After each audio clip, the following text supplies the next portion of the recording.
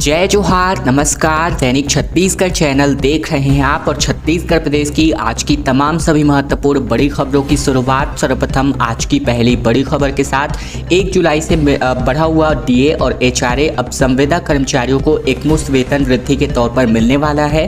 पेंशनरों के महंगाई भत्ते में भी बढ़ोतरी का ऐलान सरकार ने किया हुआ है। दरअसल छत्तीसगढ़ में सरकारी कर्मचारियों को बीते 1 जुलाई से बढ़ी हुई दर पर डीए और एचआरए मिलने वाला है, जबकि संविदा कर्मचारियों के लिए भी सरकार ने एकमुश्त वेतन वृद्धि और पेंशनरों के लिए महंगाई भत्ते में बढ़ोतरी का ऐलान किया है। मुख्यमंत्री बघेल ने विधानसभा के मानसून सत्र में कर्मचारी हित में कई घोषणाएं की थी, जो अब पूरी कर दी गई हैं। मुख्यमंत्री की घोषणा के मुताबिक सरकार कर्मचारियों को महंगाई भत्ते, गृह भाड़ा भत्ता में वृद्धि के साथ ही संविदा कर्मचारियों के वेतन में एकमुश्त वृद्धि के आदेश वित्त विभाग द्वारा जारी कर दिए गए हैं। वहीं आदेश में पेंशनरों के महंगाई भत्ते में भी वृद्धि की गई है। वित्त विभाग ने जो निर्देश जारी किया है उसके मुताबिक राज्य शासन के कर्मचारियों को 1 जुलाई 2023 से 7वें वेतनमान के अनुसार दिए जा रहे 38% महंगाई भत्ते में 4% बढ़ाते हुए 42% कर दिया गया है और अब बढ़े हुए महंगाई भत्ते की राशि 1 जुलाई 2023 से प्रभाव शुरू हो जाएगा। पेट्रोल डीजल की तरह अब हर दिन टमाटर के भाव जारी हो रहे हैं और आप दाम सुनकर चौंक जा सकते हैं, क्योंकि सप्ताह भर पहले आंशिक राहत के बाद टमाटर की कीमत में एक बार फिर उछाल शुरू हो चुका है। हालात ये है कि सप्ताह भर में ही टमाटर की कीमतें 90 रुपये से बढ़कर 180 रुपये पर जा पहुंची है। मोहल्ले में फेरी लगाकर बिक्री पर 200 रुपये किलो। तो वहीं इस समय अगर दुर्ग की एक मंडी की बात करें तो केवल बेंगलुरु से ही प्रतिदिन औसतन 200 कैरेट यानी 1 कैरेट में तकरीबन 25 किलो टमाटर ही आते हैं। इनकी आवक हो रही है और सामान्य दिनों में यहाँ 2000 से लेकर 3000 कैरेट तक टमाटर की आवक होती है, लेकिन ये केवल 10% यानी कि 200 कैरेट टमाटर ही आवक हो पा रही है। आवक के लिहाज से भिलाई व दूसरे मंडियों में भी यही स्थितियां बताई जा रही हैं। स्थानीय बाड़ियों की बात करें तो टमाटर की खेती के लिहाज से ये पूरा ऑफ सीजन चल रहा है, लिहाजा लोकल बाड़ियों से टमाटर की कोई भी आवक नहीं हो पा रही है और इससे पूरा बाजार दूसरे प्रदेशों की सप्लाई पर निर्भर हो गया है। नतीजतन आप सभी देख रहे हैं कि टमाटर अब 200 रुपये पार कर चुका है। छत्तीसगढ़ में तेजी से आई फ्लू का संक्रमण फैलता नजर आ रहा है। बिलासपुर में 12 घंटे के दरमियान 500 से अधिक मरीज पाए जा चुके हैं। वहीं छूने से फैलने के ये वजह इन्फेक्शन जो है फैल रहा है। छत्तीसगढ़ में बच्चों के साथ ही बड़ों में आई फ्लू तेजी से फैलता हुआ दिखाई दे सकता है। जहां बिलासपुर में पिछले 12 घंटों के अगर आंकड़ों की बात करें तो महज 12 घंटे में ही 500 से अधिक मरीज मिल चुके हैं, जो रिकॉर्डेड हैं। अनरिकॉर्डेड तो बहुत सारे मरीज ऐसे हैं। लगातार फैल रहे संक्रमण को देखते हुए एक्सपर्ट्स ने मानसून में बच्चों के खास ध्यान रखने की सलाह दी है बड़ों को, क्योंकि ये बीमारी छूने से भी फैल रही है। ऐसे में बच्चों में इन्फेक्शन होने पर उन्हें स्कूल और सार्वजनिक जगहों पर जाने से रोकने के लिए कहा जा रहा है। साथ ही एक्सपर्ट्स डॉक्टर को दिखाया जा रहा है। इसके अलावा बता दें कि सुबह से लेकर के शाम तक अगर सरकारी अस्पतालों में आए आई फ्लू के आंकड़ों की बात करें तो 500 से अधिक मरीज पहुंचे बिलासपुर में, जहां आंख की तकलीफ के साथ ही वायरल फीवर की भी इनको शिकायत थी। छत्तीसगढ़ में असिस्टेंट सब इंस्पेक्टर परीक्षा के परिणाम जारी हो चुके हैं, जहां 1378 कैंडिडेट्स को सिलेक्ट किया गया है। आगामी इंटरव्यू के लिए 17 अगस्त से रायपुर में इंटरव्यू का आयोजन हो रहा है। विभिन्न विवादों के बाद आखिरकार छत्तीसगढ़ पीएचक्यू ने यानी पुलिस हेडक्वार्टर ने देर रात एएसआई परीक्षा के परिणाम जारी कर दिए और अब चयनित अभ्यर्थी इंटरव्यू के लिए पात्र होंगे। शारीरिक दक्षता यानी फिजिकल परीक्षा में कुल 4390 अभ्यर्थी शामिल हुए थे। इनमें से कुल 1378 अभ्यर्थियों का चयन हुआ है। इनमें पुरुष 1136 जबकि महिलाएं 242 शामिल है। वहीं बात करें 3012 अभ्यर्थी अपात्र पाए गए। शारीरिक दक्षता परीक्षा के आधार पर साक्षात्कार के लिए अभ्यर्थियों की सूची रोल नंबर के बढ़ते हुए क्रम में पुलिस मुख्यालय नवा रायपुर की आधिकारिक वेबसाइट में दी गई है, जो इस वक्त आप अभी स्क्रीन पर देख रहे हैं।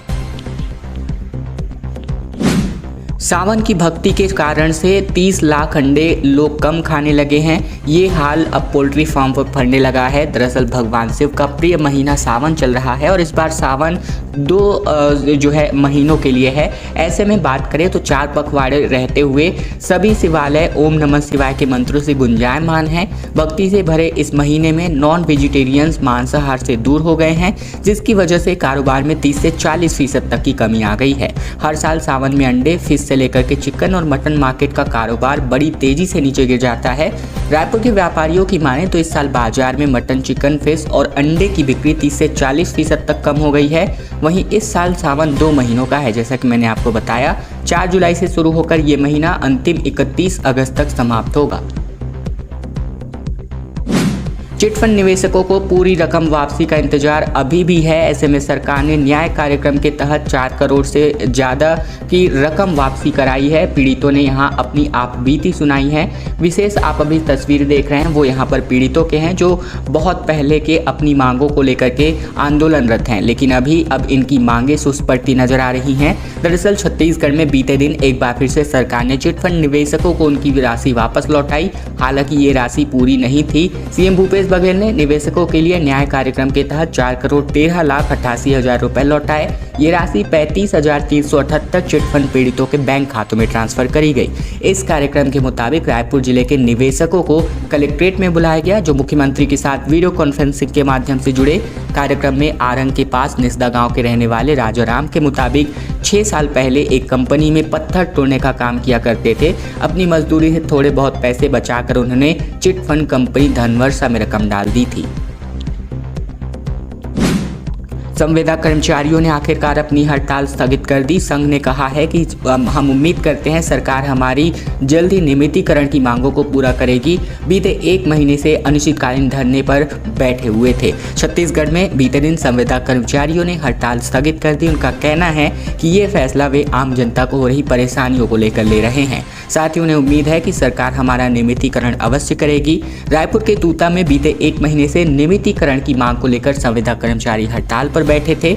इस हड़ताल को खत्म करते हुए संविदा कर्मचारी संघ के अध्यक्ष कौशलेश तिवारी ने कहा कि हम संविदा कर्मियों का आंदोलन तकरीबन 1 महीने चला और इस दौरान हमारी शासन से कई बार चर्चाएं भी हुई, जिसमें अलग अलग मुद्दों पर बातचीत की गई। आगे इन्होंने कहा कि इन चर्चाओं के बाद संगठन के पदाधिकारियों ने आपसी सहमति से हड़ताल स्थगित करने का फैसला किया है। इसकी वजह से छत्तीसगढ़ की जनता का हित है। हमारे हड़ताल में जाने से उन्हें परेशानियों का सामना करना पड़ता था। और अब खबर रायपुर से, जहां रमेश बैस के कार्यक्रम में जेसीसीजे के दोनों विधायक नजर आए। जहां बीजेपी नेताओं के साथ ये विधायक नजर आए और ऐसे कयास लगाए जा रहे हैं कि आगामी दिनों में कुछ न कुछ पलटाव होने के संकेत हैं, यानी कि अब चुनाव आने हैं। रायपुर के इंडोर स्टेडियम में बात करें तो बुधवार को महाराष्ट्र के राज्यपाल रमेश बैस के सम्मान में अभिनंदन समारोह का आयोजन किया गया, जिसमें अलग अलग समाज के प्रमुख लोगों के अलावा बड़ी संख्या में बीजेपी के नेता और कार्यकर्ता दिखाई दिए। इसके अलावा भी लोरमी के विधायक धर्मजीत सिंह, जो जेसीसीजे के विधायक है, साथ ही बलौदा बाजार विधायक प्रमोद शर्मा, जिन्होंने हाल ही में इस्तीफा दिया अपने पद से, अपने पार्टी से, कार्यक्रम में मौजूद नजर आए, जिनकी वजह से बीजेपी में इनके शामिल होने की अटकलें अब बढ़ती नजर आ रही हैं। हमर सियान हमर अभियान के नाम से राज्यपाल रमेश बैस का ये अभिनंदन समारोह आयोजित किया गया और यहाँ पहुंचे लोगों को संबोधित करते हुए रमेश बैस ने कहा कि आज ये सम्मान मेरा नहीं बल्कि पूरी छत्तीसगढ़ की जनता का है। सुरक्षा गार्ड और सुपरवाइजर के 500 पदों पर आप भर्तियां निकाली गई हैं, जो प्राइवेट कंपनीज में होनी है। ऐसे में 10वीं पास बेरोजगार युवा अपना आवेदन प्रस्तुत कर सकते हैं। 3 से लेकर 11 अगस्त तक प्लेसमेंट कैंप का आयोजन हो रहा है छत्तीसगढ़ के बस्तर जिले में, जहां निजी कंपनियां सुरक्षा गार्ड, सुपरवाइजर के विभिन्न 500 पदों पर भर्ती लेंगी और ऐसे में अलग अलग जनपद पंचायतों में प्लेसमेंट कैंप आयोजित हो रहा है। नौकरी के लिए 10वीं पास युवक युवती आवेदन करेंगे।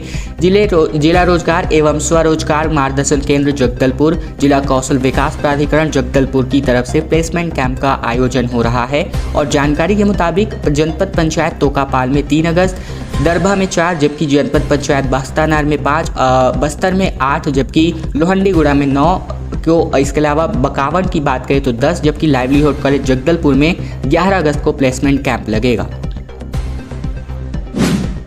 सरगुजा में भारी बारिश की वजह से मंगारी नदी पर पुल के ऊपर से 5 फीट पानी का भयावह मंजर नजारा इस वक्त आप अभी देख रहे हैं। कई गांवों का संपर्क कटा हुआ है। छत्तीसगढ़ के सरगुजा जिले में आखिरकार अब सूखाग्रस्त क्षेत्र, कई ऐसे क्षेत्र हैं जहां सूखे ग्रस्त हो गए थे।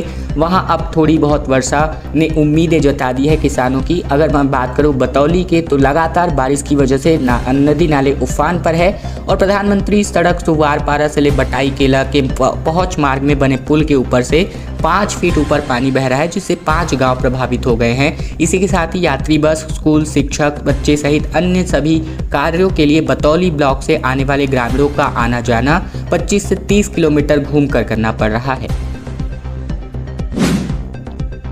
छत्तीसगढ़ में 1200 करोड़ रुपए के शराब घोटाले की जांच अब आज झारखंड की नई शराब नीति तक पहुंच गई है।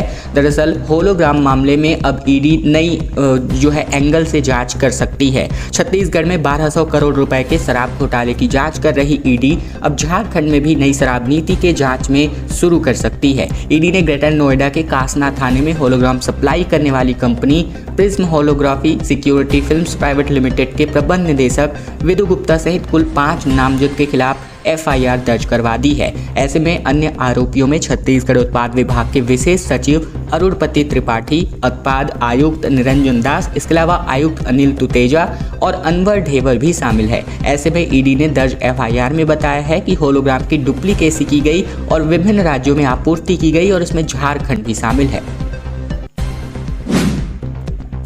छत्तीसगढ़ व्यापम के पीएटी, पीवीपीटी और पीईटी की प्रवेश परीक्षा के नतीजे आज जारी होंगे। ऐसे में सबसे पहले व्यापम की वेबसाइट पर आप चेक कर सकते हैं। इंजीनियरिंग समेत वेटरनरी और एग्रीकल्चर कॉलेज में प्रवेश लेने का इंतजार कर रहे छात्रों के लिए अब इंतजार की घड़ी खत्म, क्योंकि पीवीपीटी, पीएटी और पीईटी की प्रवेश परीक्षा का परिणाम आज व्यापम जारी कर सकता है। नतीजों के बाद चिप्स यानी छत्तीसगढ़ इन्फोटेक प्रमोशन सोसाइटी छात्रों की ऑनलाइन काउंसलिंग करेगी और फिर प्रवेश की प्रक्रिया शुरू होगी। तकनीकी शिक्षा विभाग कॉलेजों में सीटों में प्रवेश लेने के लिए काउंसलिंग की प्रक्रिया अगस्त के दूसरे हफ्ते तक आयोजित होगी। तकनीकी शिक्षा के अधिकारियों ने डीवीएस यानी डॉक्यूमेंट वेरिफिकेशन सेंटर को बंद कर दिया है। और एक बड़ी खबर कांकेर जिले से, जहां शरबत पीने की वजह से 40 से ज़्यादा लोगों की तबीयत अचानक से बिगड़ गई। मंदिर में आयोजन के दौरान यहां पर शरबत बांटा गया था, जिसकी वजह से स्वास्थ्य विभाग को भी अपना शिविर लगाना पड़ा। कांकेर जिले में शरबत पीने के बाद 40 से ज़्यादा लोगों की तबीयत अचानक से बिगड़ गई।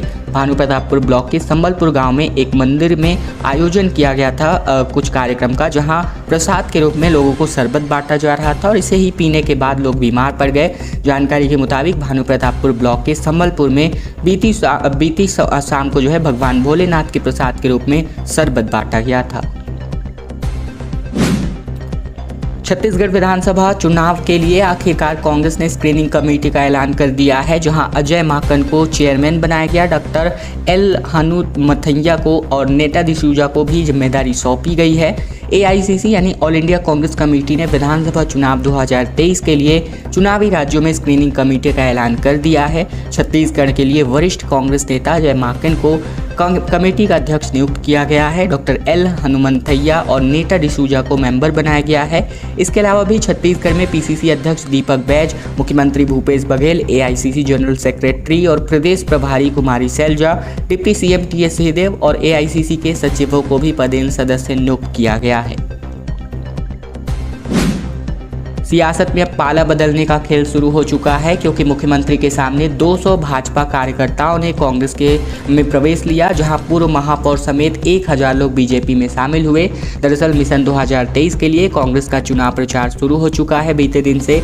इसी के साथ ही पाला बदलने का खेल शुरू हो चुका है। मुख्यमंत्री बघेल ने बारिश में भीगते हुए राजधानी के दूधाधारी मठ की परिक्रमा कर डोर टू डोर प्रचार अभियान की शुरुआत की और इस दौरान बीजेपी मंडल अध्यक्ष समेत कुल मिलाकर 200 कार्यकर्ताओं ने कांग्रेस का दामन थामा। वहीं प्रदेश अध्यक्ष अरुण साव के सामने पूर्व महापौर समेत 1000 लोग भाजपा में शामिल हो गए। तो दोनों पक्षों में पाला दल बदलू सिस्टम चालू हो चुका है। आने वाले टाइम पे आपको और बहुत व्यापक तरीके से ये आपको देखने को मिलेगा। रायपुर दक्षिण विधानसभा में बुधवार से शुरू हुई कांग्रेस की प्रगति यात्रा के जरिए सरकार की उपलब्धियों को जनता को बताने के लिए कांग्रेस कार्यकर्ता हर घर जाकर कांग्रेस के पक्ष में वोट करने की अपील करेंगे। छत्तीसगढ़ की प्रदेश सरकार की महत्वाकांक्षी योजना रोका छेका जो आपके लिए यहाँ जानना जरूरी है, पूरी तरीके से फेल साबित हो रही है। हालांकि इसके लिए पूरी तरीके से फंड जारी किए जाते हैं, जो फंड कहाँ जाते हैं इसका भी कोई भी यहाँ ब्यौरा नहीं दिया जा रहा। दरअसल बात करें तो नगरीय निकायों एवं ग्राम पंचायतों में रोका छेका योजना लागू है, जो पूरी तरीके से फेल है। भूपेश की सरकार महत्वाकांक्षी योजना होने के बाद भी हर चौक चौराहे, हर रोड पर बड़ी संख्या में मवेशियों का डेरा है। गौठान की जगह सड़कों में मवेशी है, इसी के साथ ही लोग परेशान हैं। वहीं किसानों की चिंताएं भी बढ़ी हुई हैं। रतनपुर बिलासपुर मुख्य मार्ग समेत अगर मैं बात करूं, विभिन्न जो है पूरे अगर प्रदेश के सड़कों की बात करें तो इस प्रकार के यहाँ आप जो सीन देख रहे हैं वो आम बात हो गई हैं। ग्रामीणों का कहना है कि क्षेत्रों में मवेशियों का झुंड किसानों के फसलों को एक साथ पहुंचकर नुकसान पहुंचा रहे हैं। इसके चलते किसान भी काफ़ी चिंतित हैं। साथ ही मेन रोड पर होने की वजह से लगातार एक्सीडेंट्स भी होते हैं और इनकी वजह से आम व्यक्तियों की भी जानी जाती है। मवेशी यानी कि मवेशी धन हानि भी होती है। तो इस तरह से रोका छेका योजना पूरी तरीके से कागजों में सिमट कर रह गई है। सरकार केवल इसके लिए फंड जारी करती है, निगरानी कमेटी या फिर निगरानी का कोई भी कार्य यहाँ नहीं किया जा रहा है। खैर दोस्तों, आज की खबरों का सिलसिला बस यहीं तक का था। अगर आपको यह वीडियो पसंद आए तो वीडियो को लाइक करना मत भूलेगा। चैनल पर अगर आप नए हैं तो चैनल को जरूर से सब्सक्राइब कर लीजिएगा, ताकि प्रतिदिन की महत्वपूर्ण खबरें छत्तीसगढ़ समाचार हम आप तक रोजाना पहुंचा